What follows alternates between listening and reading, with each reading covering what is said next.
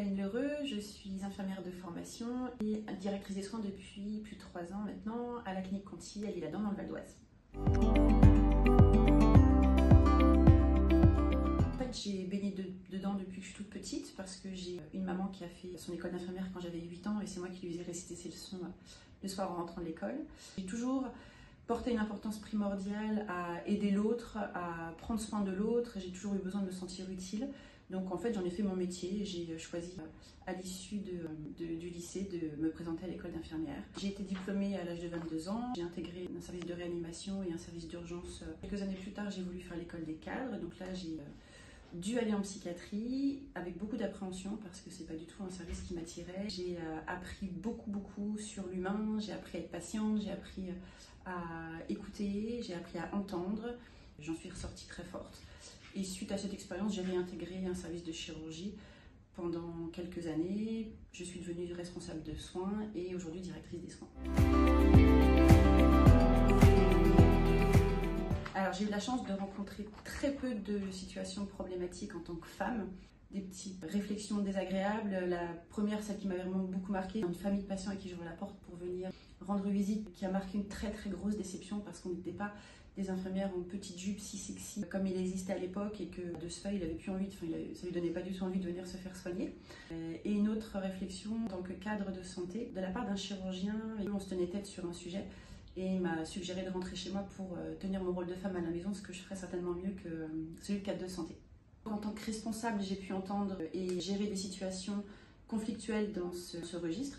En l'occurrence, des réflexions sur le physique de certaines personnes, des mains qui se promènent au moment où les praticiens viennent dans les services de soins. On entend souvent dire, et ça aussi, j'en ai été victime aussi, dire que les femmes sont des hystériques. Quand on parle, on s'énerve un petit peu, qu'on n'est pas d'accord avec un homme. On peut avoir aussi des réflexions sur les tenues vestimentaires, une jupe un peu trop courte, un décolleté un petit peu trop plongeant. Et de manière un peu plus générale, un homme qui porte une blouse est un médecin et une femme qui porte une blouse est une infirmière.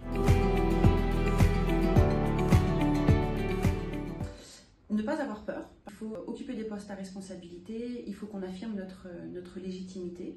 Il faut que les femmes osent dire non, ça ne sert à rien de se taire puisqu'on est discrédité et on n'a plus notre pouvoir. Il faut que les femmes osent dire les choses, je pars du principe que tout peut être dit si c'est dit de manière intelligente, correctement et avec respect. Donc une chose très importante, il faut qu'on ait un sens de la répartie qui soit bien marqué. Avoir une bonne mémoire parce qu'ils ont aussi tendance à dire des choses qui n'existent pas vraiment pour nous mettre en porte-à-faux, nous faire culpabiliser. Donc, je pense qu'il faut impérativement trouver un équilibre entre la vie personnelle et la vie professionnelle.